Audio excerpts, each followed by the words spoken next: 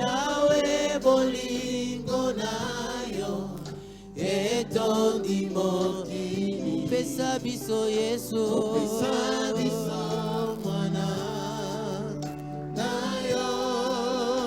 Ona kokufelaka, ona kokufela biso na ekulu.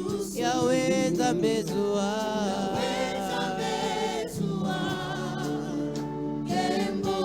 Tongoli maboko yaya, tongoli maboko lo, sopi mitema na biso,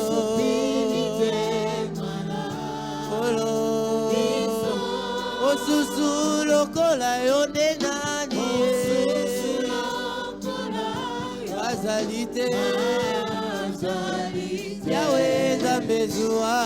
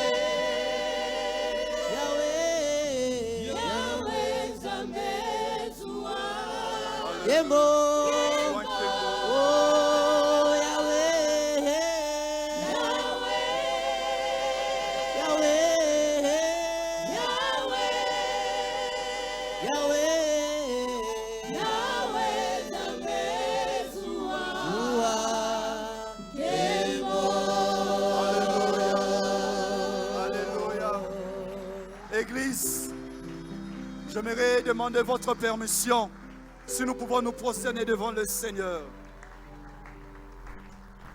Vous savez, c'est pendant de pareils moments, lorsque l'Église est en train d'adorer le Seigneur, que des choses se passent.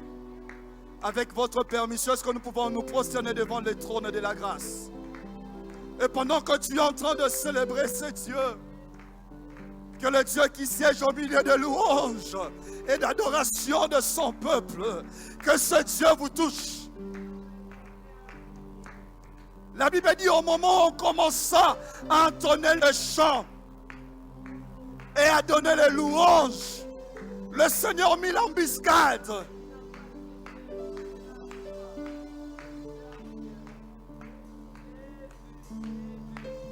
Adorons le Seigneur. Adorons le Seigneur. Répandons nos cœurs devant ce Dieu merveilleux.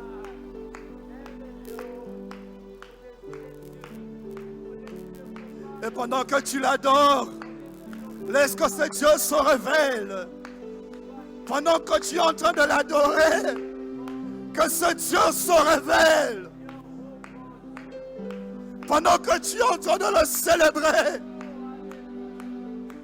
que la maladie te quitte, que tes larmes soient recueillies, que tu reçoives la consolation du Seigneur.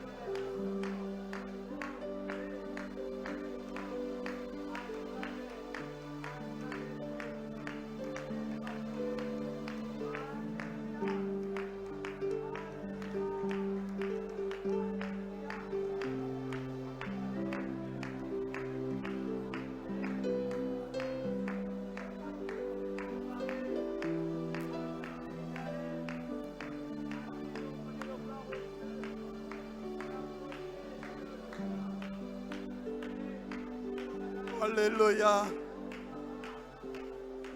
Les anges se prosternent au-devant de lui. Les êtres vivants, les 24 veillards se prosternent. Au ciel comme sous terre, les hommes se prosternent. Alléluia.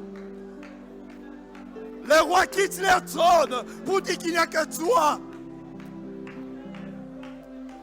Les princes se reculent, ils disent il n'y a que toi.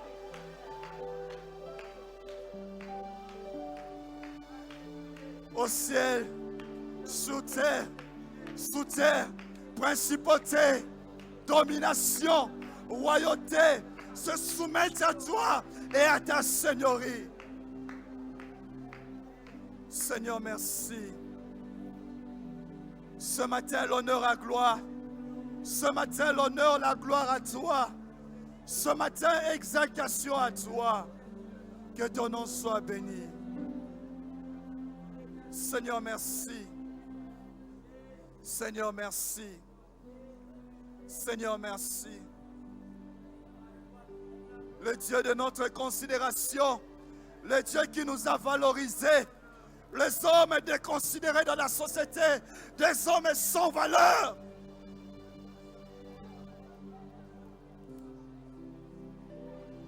Les hommes rejetés, tu les as recueillis, Seigneur. Seigneur, merci. Le Dieu qui donne une famille aux sans-abri. Seigneur, merci. Seigneur, merci. Seigneur, merci. Seigneur, merci. Merci Jésus. Merci Jésus. Merci Jésus. Merci Seigneur. Église, est-ce que nous pouvons nous offrir l'offrande d'action de grâce par des acclamations, des cris de joie à celui qui était, à celui qui est et qui vit éternellement, à Jésus, à Jésus, à Jésus, à Jésus, à Jésus. Seigneur, merci. Seigneur, merci. C'est pour toi que nous sommes réunis en ce lieu. C'est pour toi et pour toi seul, ô Dieu, que nous sommes là. Cher Saint-Esprit, glorifie le nom de Jésus dans cette assemblée. Glorifie le nom de Jésus. Fais ton travail, Seigneur, dans nos cœurs, dans nos vies. Que nous puissions disparaître et que toi seul que tu reçoives, ô Dieu, la gloire qui t'est due. Et donne-moi, ô Dieu, à parler par révélation, sous le souffle de ton esprit. Nous ramenons toute pensée captive à l'obéissance à ta parole et nous proclamons ta royauté dans l'assemblée. Au nom de Jésus le Seigneur, nous avons ainsi prié et nous disons tous Amen. Gloire et honneur à notre Seigneur. Nous sommes reconnaissants notre Dieu, lui qui nous accorde cette opportunité ce matin, non seulement d'être dans sa maison, que nous puissions le célébrer, et nous de manière particulière, le Seigneur a voulu que ce matin, que nous puissions être son messager. Et nous ne pouvons que lui dire merci. Et nous disons aussi merci à notre Père pour ce témoignage de confiance à notre égard, afin que nous puissions apporter la parole ce matin. Sans plus tarder, je voudrais nous inviter à prendre nos Bibles dans les livres des 2 Corinthiens. Nous allons faire une longue lecture au chapitre 4e du livre des 2 Corinthiens. 2 Corinthiens chapitre 4, nous allons lire à partir du verset 8e jusqu'à la fin du chapitre. 2 Corinthiens chapitre 4, à partir du verset 8 jusqu'au chapitre 18e. Je lis au nom du Seigneur. Nous sommes pressés de toute manière, mais non réduits à l'extrémité. Dans la détresse, mais non dans le désespoir. Persécutés, mais non abandonnés. Abattus, mais non perdus. portant toujours avec nous dans notre corps la mort de Jésus, afin que la vie de Jésus soit aussi manifestée dans notre corps. Car nous qui vivons, nous sommes sans cesse livrés à la mort à cause de Jésus, afin que la vie de Jésus soit aussi manifestée dans notre chair mortelle. Ainsi, la mort agit en nous, la vie agit en vous. Et comme nous avons le même esprit de foi qui est exprimé dans cette parole de l'Écriture, je crus, c'est pourquoi je parlais, nous aussi, nous croyons, et c'est pour cela que nous parlons. Sachant que celui qui a ressuscité le Seigneur Jésus nous ressuscitera aussi avec Jésus et nous fera paraître avec vous en sa présence. Car tout cela arrive à cause de vous, afin que la grâce, en se multipliant, fasse abonder à la gloire de Dieu les actions de grâce d'un plus grand nombre. C'est pourquoi nous ne perdons pas courage. Et même lorsque notre homme extérieur s'est détruit, notre homme intérieur se renouvelle de jour en jour. Car nos légères afflictions du moment présent produisent pour nous, au-delà de toute mesure, un poids éternel de gloire. Parce que nous regardons non point aux choses visibles, mais à celles qui sont invisibles. Car les choses visibles sont passagères et les invisibles sont éternelles. Parole du Seigneur. Amen. Lorsque je réfléchissais sur ce que je devais partager ce matin avec nous, mes pensées ont été orientées vers ce passage. C'est un message que le Seigneur m'adresse à moi particulièrement. Et je pense que quelques vérités que je pituerai peut aussi être un sujet d'édification pour vous. Et je pensais intituler ce message « Regardons aux choses invisibles ». Regardons aux choses invisibles. Ce thème, je le tire du verset 18e, où la parole déclare « Parce que nous regardons non point aux choses visibles, mais à celles qui sont invisibles, car les choses visibles sont passagères et les invisibles sont éternelles. » Voilà pourquoi ce matin le Seigneur m'a parlé.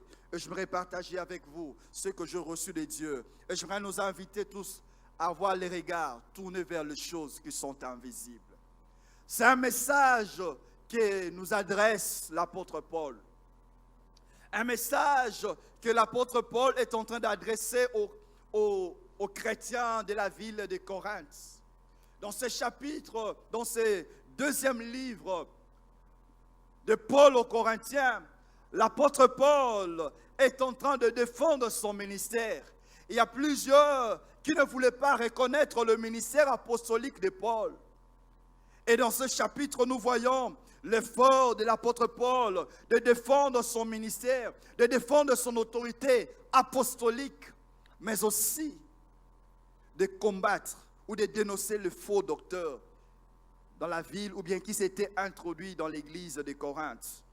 Et dans ce message qu'il est en train d'apporter à l'église de Corinthe, l'apôtre Paul est en train de décrire de manière particulière, à des mots, je ne sais comment les qualifier, tout ce qu'il a pu endurer, les souffrances multiples qu'il a connues, les difficultés, les détresses dans lesquelles il se retrouvait, comment il n'était pas près de la mort.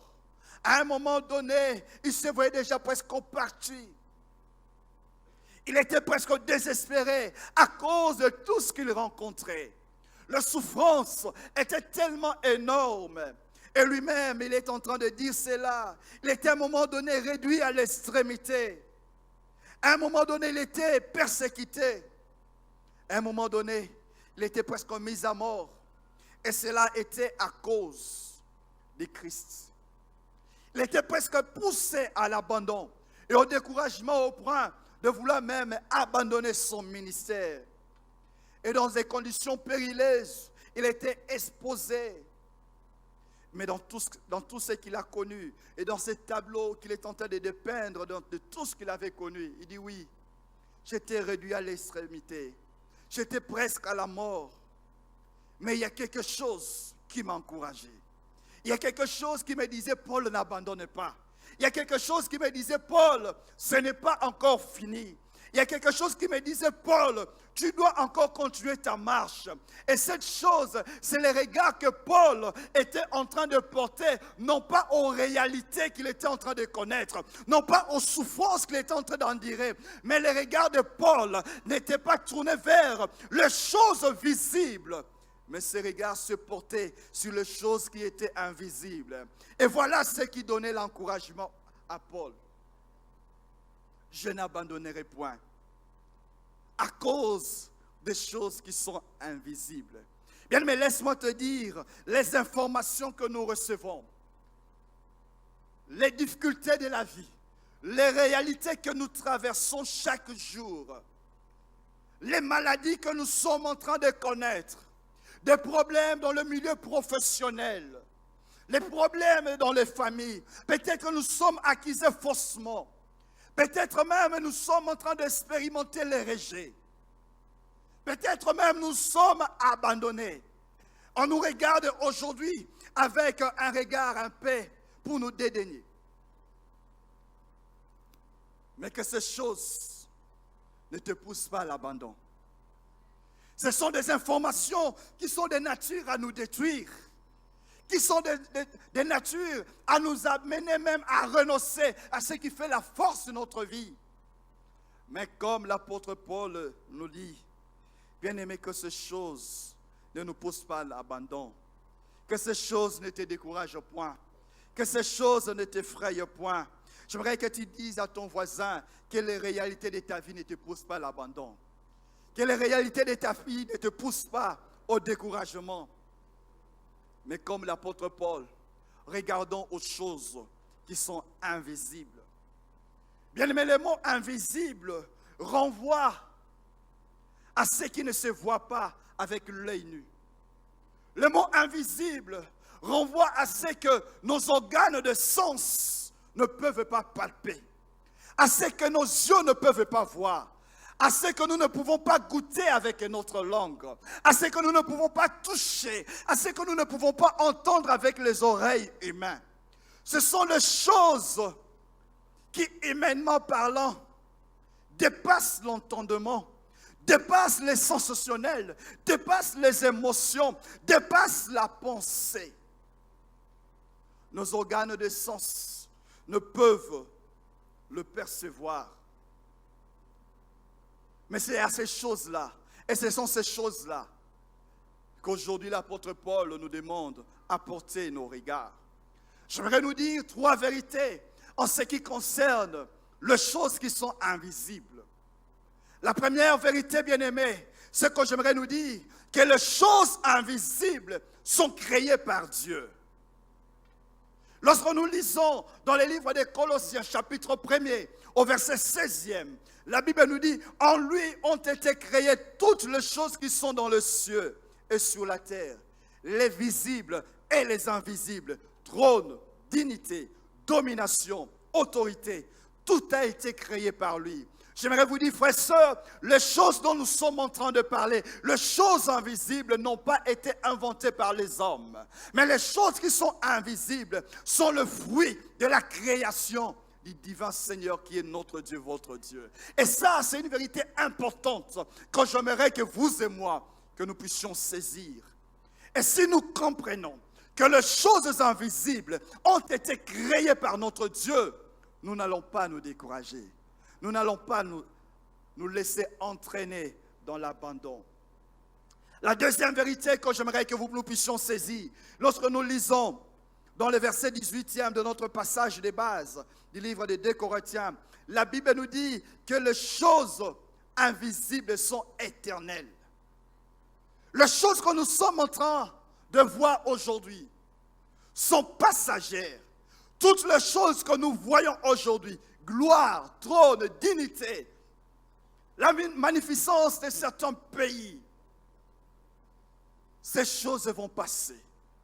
Le ciel, la terre passera. Mais les choses qui sont invisibles sont ces choses qui demeurent éternellement. Elles ne sont pas limitées par le temps. Elles ne sont pas limitées par les circonstances. Après que toutes choses soient passées, ces choses demeureront éternellement. Et ça, l'apôtre Paul est en train de nous le dire, que nos regards doivent être tournés vers les choses qui sont invisibles. Et ça, c'est une vérité qui nous est importante que nous puissions saisir. La troisième vérité importante, que j'aimerais que vous et moi, que nous puissions saisir ce matin en rapport avec les choses invisibles, c'est que les choses visibles sont influencées par les choses qui sont invisibles. J'aimerais dire, les choses que nous voyons commencent d'abord par l'invisible avant de venir dans le monde de la visibilité. Ce que nous connaissons aujourd'hui est d'abord déterminé par des choses que l'œil ne voit pas. Les vies des hommes sont déterminées par des choses qui ne se voient pas d'abord à l'œil nu. Voilà pourquoi nous voyons certaines personnes aujourd'hui vivre déprimées, être malheureux, des familles être détruites, décimées, parce que quelqu'un dans le monde obscur a pu dire des choses que nous n'avons pas vues, mais des choses qui ont affecté des familles. Mais de la même manière, et gloire soit rendue à Dieu, parce que la bénédiction du Seigneur qui commence dans le monde invisible s'étend jusqu'à la 1000e génération. Et je puis même dire, avant même que les choses négatives ne commencent, les choses positives avaient déjà commencé. Je veux mieux l'expliquer, bien-aimé. En créant l'homme à son image et à sa ressemblance, Dieu bénit l'homme. J'aimerais dire, Dieu n'est pas dans les temps. Les temps, c'est par rapport aux hommes. Et le monde que nous considérons comme monde a commencé dans les temps. Le diable est venu dans les temps. Les malédictions ont commencé dans les temps. Mais il y a quelqu'un qui nous a connus au jour de l'éternité. Et là, il nous avait bénis. Dans l'invisible, il avait déjà proclamé des paroles de vie pour nous. Les paroles de la mort sont venues dans les temps. Et ces paroles sont venues après. Et la vie de l'homme et de celui qui a la foi en Christ, sa vie n'est pas déterminée par les choses invisibles malheureuses qui sont venues dans le temps, mais sa vie est influencée par des choses positives déclarées avant le commencement du monde. Car c'est là que les choses ont commencé. Les choses invisibles ont commencé avec les créateurs et cela affecte positivement la vie des hommes. J'aimerais te dire, frère, sœur, ta vie et les reflets de ce que ton Créateur a dit à ton sujet. Non pas ce que les hommes ont déclaré. Voilà pourquoi nos yeux doivent s'orienter vers celui-là. La Bible l'appelle le Dieu invisible. Avant que le visible n'existât, l'invisible avait déjà existé. Et le visible est influencé et déterminé par l'invisible. Ce sont des vérités importantes que je voulais que, alors que nous sommes en train de partager cette parole, j'aimerais que nous puissions saisir. Bien, mais comment pouvons-nous regarder à l'invisible? Comment pouvons-nous, vous et moi, saisir les choses invisibles? Bien, mais la réponse, elle est simple.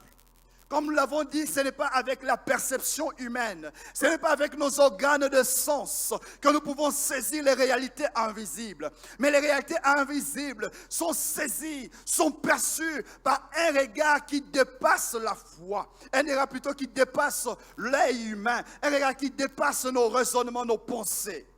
Lorsque nous lisons dans les livres de 2 Corinthiens chapitre 5, au verset 7e, la Bible est en train de nous dire: car nous marchons par la foi, non pas par la vue.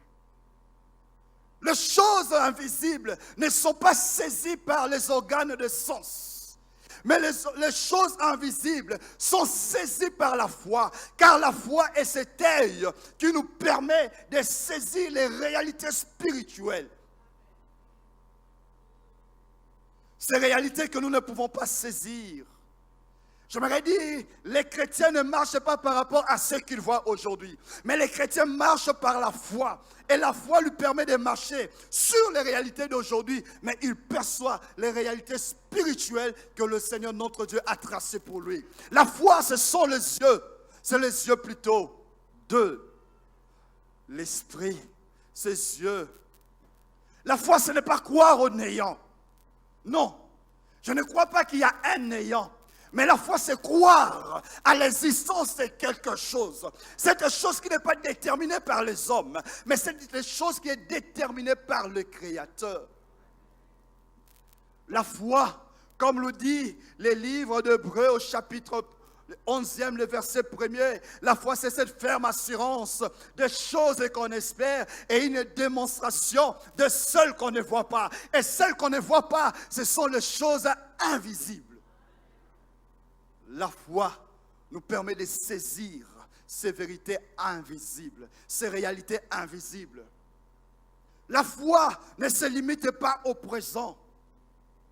La foi ne se limite pas à ce que l'homme peut voir. Dans le livre de Jean, chapitre 20e, le verset 28e, le Seigneur Jésus est en train de dire à Thomas, Thomas, parce que tu as vu, c'est alors que tu as cru. Heureux ceux qui n'ont pas vu, mais qui ont cru. J'aimerais dire ce matin à quelqu'un, tu es heureux, même si dans tes yeux physiques, tu ne vois rien, mais tu crois à quelque chose. Tu crois aux choses que Dieu a arrêtées d'avance, selon les conseils de ta volonté, de sa volonté. Là où Dieu siège seul, et personne n'est son conseiller si ce n'est lui-même. Et j'aimerais nous dire une vérité importante en ce qui concerne notre foi, votre foi, ma foi. C'est que notre foi a comme fondement Jésus-Christ. Son œuvre rédemptrice à la croix. Sa résurrection et sa mort. C'est là que repose principalement notre foi. Car Jésus est la preuve de Dieu que les péchés sont pardonnés, que les maladies reçoivent la guérison, que les morts sont ramenés à la vie, que des choses impossibles deviennent possibles. Jésus est la preuve de Dieu. Mais j'aimerais nous dire, frères et sœurs, s'il y a une seule chose qui était impossible à Dieu, c'était de livrer son Fils. Parce que rien n'est impossible à Dieu. Dieu dit à Abraham, qui avait déjà l'âge avancé et qui, humainement parlant, ne pouvait plus concevoir, Dieu dit à Abraham, y a-t-il quelque chose d'étonnant de la part de l'Éternel? Donc même si l'âge est avancé, pour moi, la stérilité ne me dit rien. L'âge, c'est par rapport à toi, mais pour moi, il n'y a pas question d'âge, parce que je peux faire les choses quand je veux et comme je le décide. Ça, ce n'est rien d'étonnant à mes yeux. Et la Bible nous dit encore, rien, alors rien n'est impossible à Dieu. S'il y avait quelque chose qui pouvait être impossible, c'était de livrer son Fils. Mais Dieu n'a pas épargné son Fils. Il l'a livré pour nous. Ce qui était impossible pour Dieu est devenu possible. Comment ce Dieu ne peut pas nous donner aussi toutes choses avec son Fils Jésus-Christ? Voilà pourquoi notre foi ne repose pas sur les discours des hommes. Notre foi ne repose pas sur ce que les hommes peuvent nous dire, ce que les hommes peuvent qualifier, ce que les hommes peuvent appeler. Mais notre foi trouve son fondement dans la personne et dans l'œuvre de Jésus-Christ accomplie à la croix de Golgotha. Et ça, c'est important, bien-aimés. Nous n'avons pas à déplacer notre foi, mais notre foi doit être orientée vers cet homme. C'est lui seul qui est le chef et le consommateur de la foi. Jésus. Oui, pour saisir les réalités spirituelles, pour regarder aux choses spirituelles, aux choses invisibles, nous avons besoin des yeux de la foi. Mais pourquoi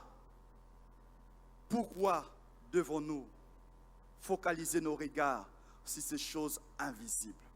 Pourquoi l'apôtre Paul est en train d'appeler l'église de Corinthe? Hier, l'église de Corinthe. Aujourd'hui, nous, église de l'Arche.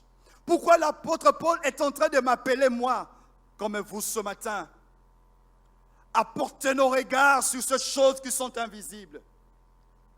Mais j'aimerais nous donner 4 raisons. Les raisons peuvent être nombreuses, mais en lisant, méditant la parole de Dieu, je trouvais 4 raisons. L'apôtre Paul connaît des moments difficiles. À un moment donné, abandonné par le sien, persécuté, il dit non, je n'abandonne pas. Je n'abandonne pas. Pourquoi je dois regarder aux choses invisibles? Mais pourquoi l'apôtre Paul peut nous inviter à regarder aux choses invisibles? La première raison, bien aimé, c'est que la fermeté du croyant dans sa marche sur cette terre dépend du regard qu'il porte sur les choses invisibles. Ta fermeté dans la marche chrétienne dépend aussi largement, et je pourrais dire même grandement, aux choses invisibles. Et ça, c'est important, bien-aimé. Lorsque nous regardons aux choses qui sont visibles, lorsque nous regardons aux réalités qui nous entourent, bien-aimés, ces réalités ont tendance à amener l'homme dans le découragement. Ces réalités ont tendance à amener l'homme dans une vie de compromission. On commence à la fois à servir Dieu et à avoir un pied à l'église, un pied dans le monde. Lorsqu'on regarde la situation qui nous entoure, une situation triste, on est tenté à faire comme tout le monde. On est tenté à mener la vie comme tout le monde. On est tenté à parler comme tout le monde. Là où il faut voler, nous sommes là. Là où il faut mentir, nous sommes là. Là où il faut tricher, nous sommes là. Là où il faut tromper son conjoint, nous sommes là. Parce que tout le monde le fait. Je me rappelle un jour, j'étais dans une institution bancaire et je voyais un papa à côté de moi qui mettait l'argent dans ses chaussettes. J'ai dit, papa, pourquoi? Il dit, non, il faut y aller petit. Maman, il faut qu'il y ait maman. On m'a rapporté l'histoire d'un papa. S'il a quelques billets de banque, il entre dans la douche. Il ouvre le robinet pour se laver. Mais en réalité, il ne se lave pas, en train de compter les billets. Et un jour, maman dira, Nayebi nanga kozo sukolate. Les choses de ce monde nous amènent à la compromission. Les choses de ce monde nous amènent à chercher des solutions par nous-mêmes. Lorsque le mariage tarde, je suis moi-même amené à me donner déjà en mariage sans que j'entre par la grande porte. Lorsque une bénédiction par rapport à la maternité tarde, je suis tenté d'aller à côté. Lorsque les autres doivent tricher, corrompre pour avoir des promotions, je fais comme eux, une vie de compromission. Il y a peu, quelqu'un est en train de me dire au cours de cette semaine, il me dit, petit, jamais il y a une révélation dans Mboka Oyo. Parce que ce qu'on a dit, qu'on peut s'attendre, on a dit peut-être qu'on batte la poste dans la litite de bénédiction, élévation. On m'a raconté l'histoire d'un dirigeant de ce pays, de manière miraculeuse. Je veux dire miraculeuse parce que je connais son histoire. Il était devenu un membre du gouvernement. Pendant la période du troisième président, quatrième président plutôt. Mais quelqu'un est venu lui dire, pour nous combattre la poste nayo, bien le mensonge du diable. Pour nous poste wana okinako lukate, mais pour nous combattre la poste akeko luka. L'ironie de l'histoire, c'est qu'après quelques mois seulement, remaniement, il s'est retrouvé dehors. Il s'est retrouvé dehors.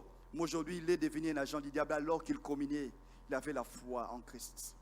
Les choses de ce monde, les réalités de ce monde nous poussent à la compromission. Mais comment avoir l'endurance, la force de la marche chrétienne? Comment ne pas abandonner notre course?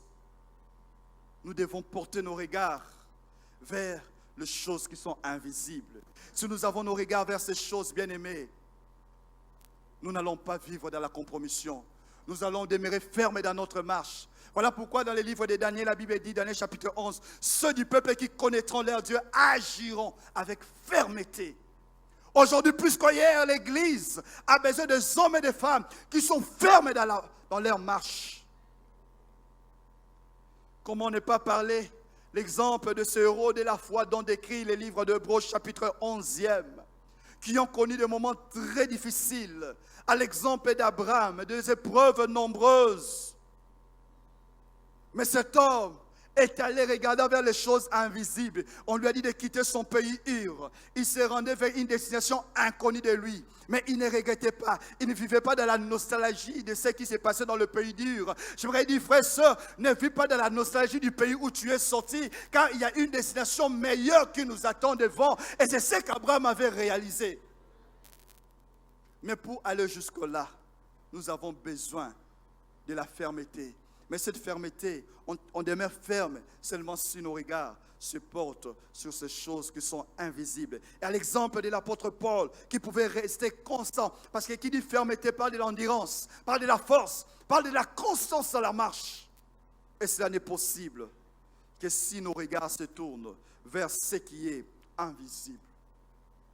Deuxième chose, pourquoi sommes-nous appelés à regarder aux réalités aux choses invisibles? C'est que j'aimerais nous dire, frères et sœurs, la sécurité dans ce monde n'est possible que lorsque on regarde à ce qui est invisible.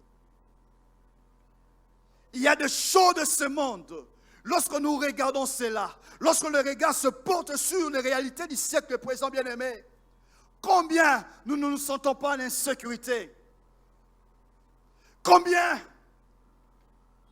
on n'a pas le sentiment que chaque jour, l'ennemi cherche à nous détruire. Il y a même certaines personnes qui ne savent plus vivre en paix. Parce que quand ils regardent, les nuits sont agitées. On voit succession de malheurs dans la famille. On se dit, mais c'est comme si il y avait un signe indien qui s'est apaisé sur la famille. Tel était parti, tel est l'autre. Il y a quelqu'un qui me dit, mais je ne comprends pas, dans la même période, on ne fait que perdre des gens de la famille.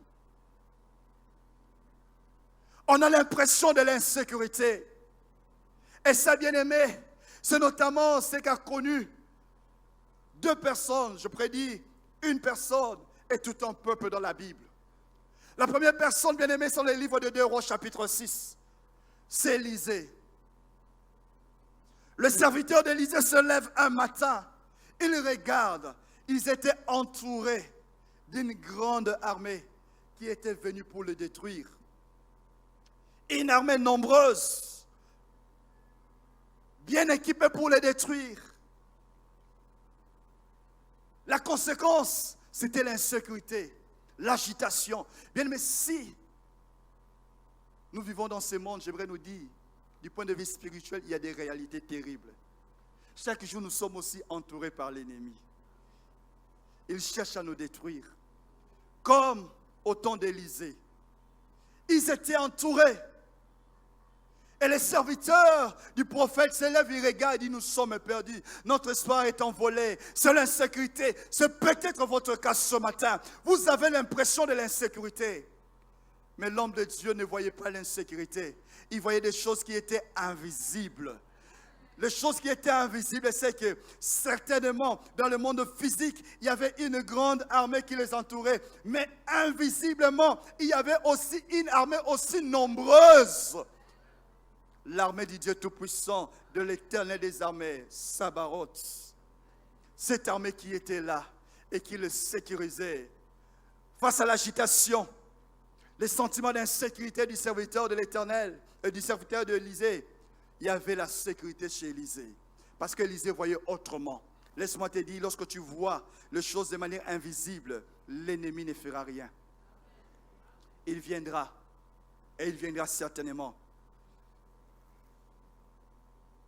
Mais, j'aimerais te rassurer, frères et sœurs. Je sais que tu fais face à des combats. Je sais que l'ennemi se dresse contre ta famille. Mais j'aimerais que ce matin, que tu lèves un peu tes regards pour que tu vois une grande armée qui t'entoure. Ah, j'aime bien les paroles de ce chant où cette sœur a chanté. Ouvre mes yeux pour que je voie ton armée qui m'entoure. Que je cesse de croire à tant des illusions que j'affronte la nuit et le jour. J'aimerais dire à quelqu'un que tes yeux s'ouvrent ce matin. Que tu vois l'armée de Dieu qui t'entoure. Que tu cesses de croire aux illusions que tu as. J'aimerais te dire, les sentiments d'insécurité que tu connais ce matin n'est qu'une illusion. Il y a une grande armée qui t'entoure. Et comme l'homme de Dieu pouvait dire à son serviteur, ne crains point, car ceux qui sont avec nous sont plus grands, en plus grand nombre que eux. Ce matin, j'aimerais dire à quelqu'un, ne crains point. Ceux qui sont avec toi, ceux qui t'entourent, sont en nombre si grand. Voilà pourquoi ils te feront la guerre et ils ne te vaincront point. Parce que l'Éternel combat pour toi. Deuxièmement, je vois ce récit de la traversée de la mer Rouge. Devant, il y avait un obstacle majeur qui était la mer Rouge. Et derrière, il y avait l'armée de Pharaon qui courait après le peuple de Dieu. Quel sentiment d'insécurité. Le peuple a commencé à crier, Moïse, Moïse, nous sommes sortis de l'Égypte pour mourir ici. Les regards du peuple voyaient l'obstacle majeur qui était devant eux, la mer Rouge. Les yeux du peuple voyaient aussi l'armée de Pharaon. Mais les yeux du peuple ne voyaient pas la grande armée qui était avec eux. Et cette grande armée va opérer deux choses que je trouvais très importantes. La première des choses, c'était de mettre la confusion dans les camps d'ennemis. Cette armée commençait à opérer. Les chars commençaient à se détacher. Les roues allaient à gauche et à droite. L'insécurité changeait de camp. Ce n'était plus dans les camps de Dieu. Que ce matin, que l'Éternel mette en déroute. Que tes ennemis soient dans la confusion. Dans la confusion, au nom de Jésus. Ah, ce Dieu-là n'a pas changé. Ah, j'aime l'appeler Sabaoth, l'Éternel des armées. Ah, le Dieu qui combat. Quand il combat, il fait bien. Et ça, c'est une repli stratégique. Et une repli stratégique, il avance. Voilà pourquoi nous chantons quand le chef de cette armée, notre roi, nous le suivons tous. Ah, aucune armée. Ah, j'aimerais dire ce matin, aucune armée ne tiendra devant toi. Que ce matin, aucune armée ne tienne devant toi. Que l'Éternel combatte pour toi. Qu'il mette en déroute l'armée de tes ennemis. La deuxième chose importante, c'est que cette armée était aussi là pour arrêter les mouvements des eaux. Pour frayer un chemin là où il n'y avait pas un chemin. Pour qu'on passe au milieu des obstacles. Que ce matin, là où il y avait des obstacles, qu'il ferait un chemin. Ah, j'aime ce chant qui dit Nzamba kosala nzela et si kanzela zala quitté pour oyaye kesedi akosala nzela ponanga que ce matin que l'Éternel ton Dieu fraye un chemin, que les obstacles, que les limites soient brisées, que vos limites soient brisées ce matin au nom de Jésus, au nom de Jésus, au nom de Jésus, que vous puissiez franchir. Comme le psalmiste a dit, avec toi, je franchis la muraille. Que vous puissiez franchir la muraille ce matin. Pourquoi? Parce que vos regards ne se tournent pas sur ce qui est visible, mais vos regards se portent sur ce qui est invisible. Troisième chose, bien-aimée, que j'ai trouvé important, pourquoi devons-nous porter nos regards vers ces choses qui sont invisibles? C'est que les choses invisibles nous délivrent du sentiment du manque d'estime de soi. Plusieurs personnes aujourd'hui ne savent même plus se considérer dans ce pays. Plusieurs personnes, non seulement qui sont rejetées, non seulement qu'ils ont reçu de mauvaises paroles, eux-mêmes ils ne se considèrent pas. Il y a même certains qui commencent à regretter, pourquoi suis-je né dans une telle famille? Pourquoi Dieu a permis que je puisse être dans ce pays? Parce que les choses ne marchent pas. Rien ne marche. Bien, mais ce matin, je n'aimerais pas que tu regrettes d'où tu es venu. Quand tu portes le regard sur ce qui est invisible, tu te verras comme Dieu te voit. Et quand tu te verras comme Dieu te voit, tu réaliseras une chose, que Dieu n'a jamais sous-estimé un homme. Je vois l'exemple de cet homme de Gédéon. Il dit, Seigneur, ma famille est la plus petite, la famille est la plus pauvre de ma tribu. Moi-même, je suis le plus petit. Je suis quelqu'un d'inconsidéré. Seigneur, ma famille n'est rien. Famille est Zanakombo. Mais comme lui, les regards, il dit, vaillant héros. Les hommes peuvent te regarder de la sorte, mais dans les réalités invisibles, tu es un vaillant héros. J'aimerais dire à quelqu'un ce matin, relève ta tête.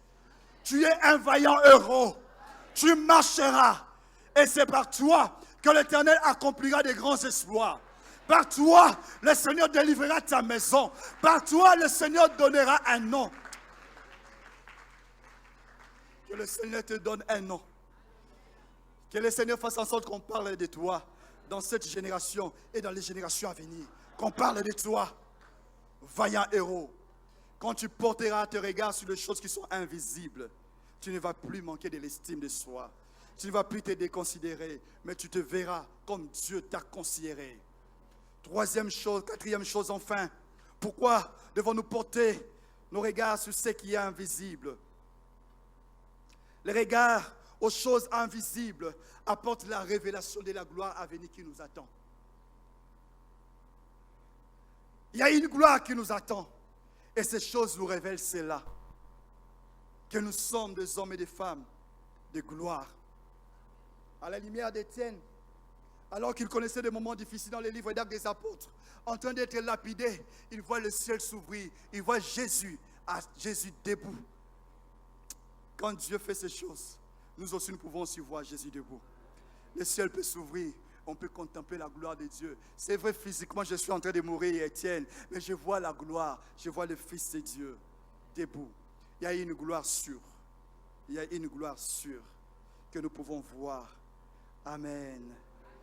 Qu'est-ce que signifie regarder à l'invisible, bien-aimés? J'aimerais nous parler de 4 choses et puis nous allons prier. Regarder à l'invisible, bien-aimés, la première des choses, c'est croire aux promesses de Dieu.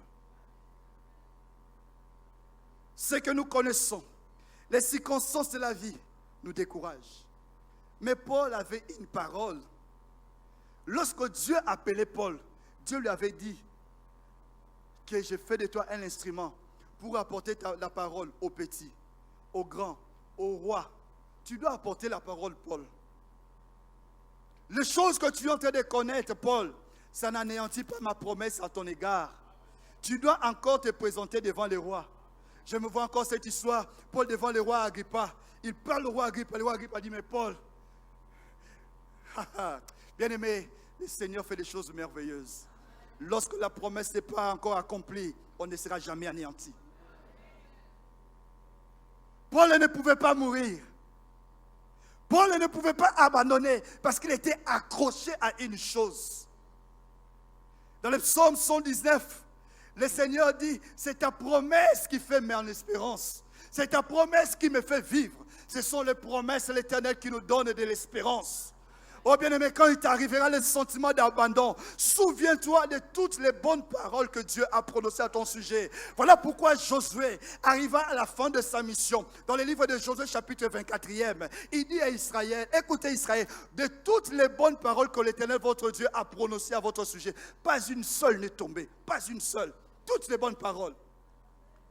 Ça, moi, j'aimerais comprendre un peu. Si Dieu avait prononcé une malédiction, si le peuple se répand, Dieu pardonne. La malédiction n'arrive plus. Mais les paroles de bénédiction, toutes. Voilà pourquoi les psalmistes déclarent dans les livres de Psaume 138, verset 2e, ta renommée s'est accrue à cause de l'accomplissement de tes promesses. La renommée des Dieu. Parce que ma promesse n'a pas, que les promesses de Dieu faites à votre égard, que ces promesses arrivent. Car ces promesses sont oui et amen. Que ces promesses prennent vie. Je prie le Seigneur ce matin, si ces promesses est tardées, que Dieu attire ces choses à leur accomplissement dans votre vie, que vous puissiez le vivre, que vous puissiez l'expérimenter maintenant même au nom de Jésus. Croire les promesses de Dieu, ça c'est très important pour nous bien-aimés. Les promesses, on ne les voit pas. Dieu a dit. Est-ce qu'on voit cela? Non. Mais parce que Dieu a dit, je saisis. J'étais dans une église. Il y avait tellement une bonne parole qui était prononcée. Je vois un homme se lever dans la salle, il crie, j'arrache. Sauter ou pas sauter, mais tout se passe dans ton cœur. Si tu peux sceller cette parole dans ton cœur, si tu peux graver cela, cette parole finira par prendre corps. Voilà pourquoi nous sommes appelés à regarder à ces choses. Même lorsque les temps peuvent être difficiles, même lorsque les circonstances de la vie peuvent sembler me dire le contraire, je m'accroche, je n'abandonnerai point. Il y a une promesse que Dieu m'a faite. Cette promesse doit s'accomplir. Seigneur, tant que cette promesse ne s'est pas encore accomplie, non. Comme ce passage qui dit, je ne mourrai pas. Je vivrai, je rencontrerai les œuvres de l'Éternel. Moi, je ne mourrai pas, je vivrai jusqu'à ce que la promesse de Dieu s'accomplisse. Tu ne mourras pas, tu ne mourras pas. Tant que les bonnes paroles que ton Dieu a prononcées à ton égard, ces bonnes paroles ne se sont pas encore accomplies, la mort ne frappera pas à ta porte. Je les déclare au nom de Jésus. Deuxième chose, qu'est-ce que signifie regarder à l'invisible? Regarder à l'invisible, c'est vivre avec la conscience de l'éternité. Bien-aimés, nous sommes appelés à vivre avec cette conscience de l'éternité. C'est que la terre n'est pas notre destination finale. Je pourrais même dire, bien-aimé, ta vie ne se limitera pas sur cette terre. Il y a une place que le Seigneur a en réserve pour toi. Il y a une place. Voilà pourquoi le Seigneur, dans le livre de Jean, chapitre 14, il dit que votre cœur ne se trouble point. Croyez en Dieu, croyez en moi. Je veux vous préparer une place. S'il n'y en avait pas, j'allais vous dire. Mais puisqu'il y a des places, je vais vous préparer cette place-là. Bien, mais lorsqu'on a cette conscience qu'il y a une place qui m'attend. Non, non, non, non, non. Je n'abandonnerai pas. Je n'abandonnerai pas. Je ne laisserai pas mon cœur aller à gauche et à droite. Je vais encore tenir ferme. Mes yeux doivent regarder l'éternité. Je pourrais dire, frères et sœurs, lorsque nous vivons dans ce monde, marchons, vivons, mais ayons les regards tournés vers l'éternité. C'est important, frère. Lorsque nous vivons dans l'oubli de l'éternité, nous sommes perdus. Ta destination finale n'est pas entre ciel et terre.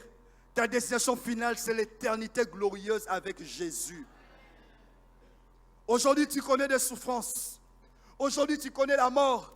Mais dans cette place que le Seigneur est allé nous préparer, dans le livre d'Apocalypse au chapitre 21, le verset 1er au verset 4e, il dit, Dieu essuiera toutes larmes. Si aujourd'hui je pleure, demain Dieu essuiera mes larmes. Là-bas, il n'y aura plus de maladies. Là-bas, il n'y aura plus de deuil. Je serai consolé. Car les anciennes choses, les choses visibles vont disparaître et les choses nouvelles vont apparaître. Je dois vivre dans cette perspective. Troisième chose, pourquoi suis-je appelé à avoir ce regard bien-aimé? Je dois, comme l'apôtre Paul le dit dans ce passage au verset 17e, l'apôtre est en train de dire, nos légères afflictions du moment présent sont passagères. Nos légères afflictions. Mais j'aimerais nous dire, pourquoi suis-je appelé à porter ce regard? Parce que ce que je connais aujourd'hui comme difficulté est passager. Et l'apôtre utilise l'expression affliction. Le mot affliction signifie une pression intense. Ça dit qu'au point que l'homme ne peut pas résister.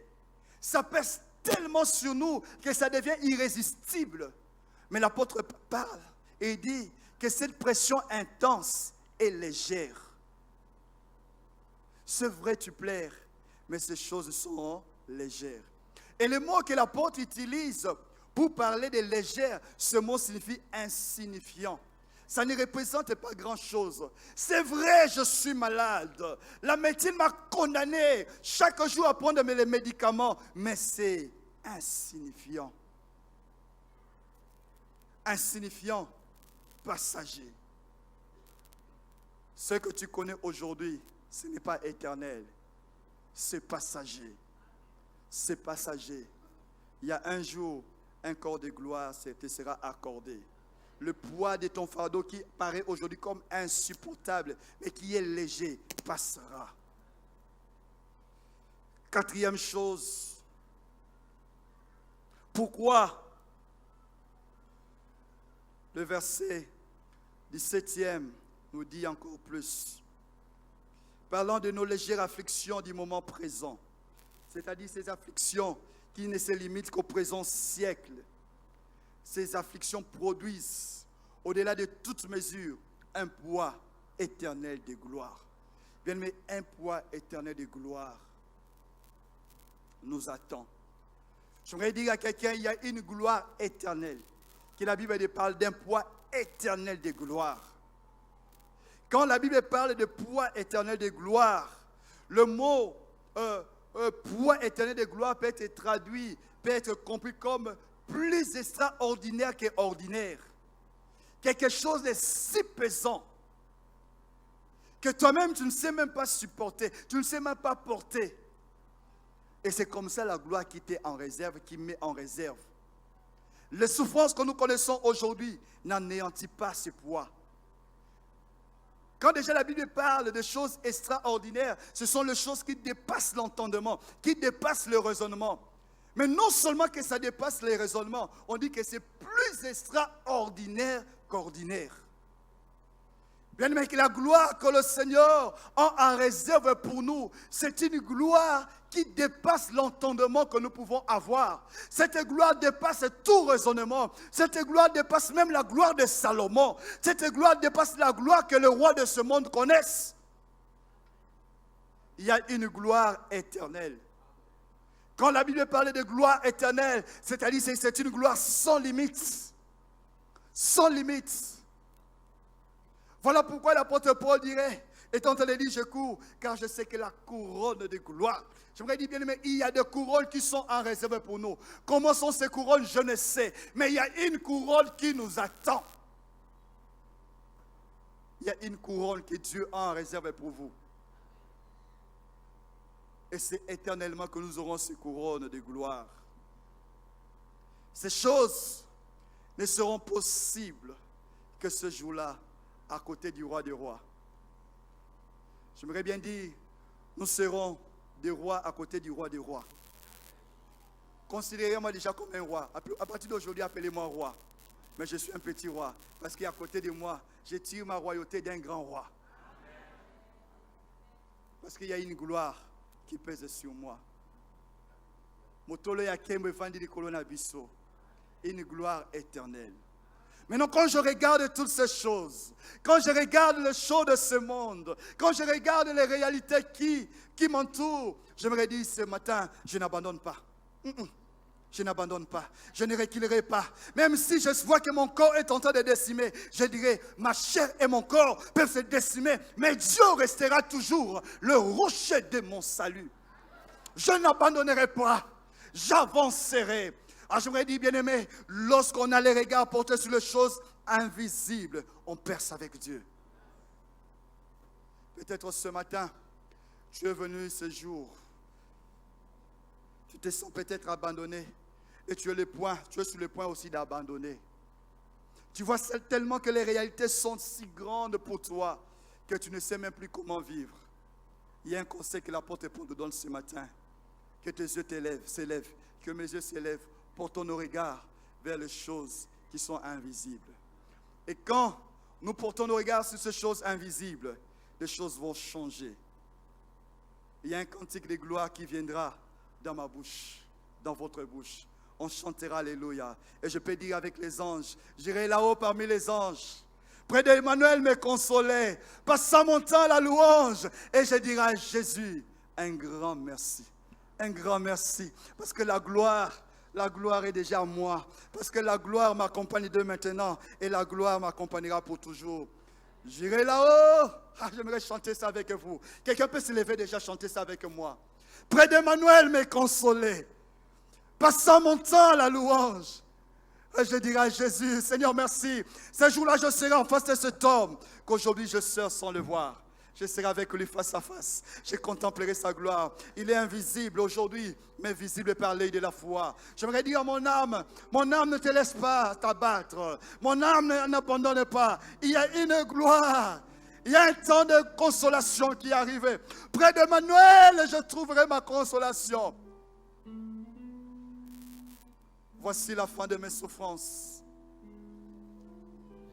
Est-ce que tu peux le chanter avec moi? J'irai là-haut parmi les anges. Alléluia.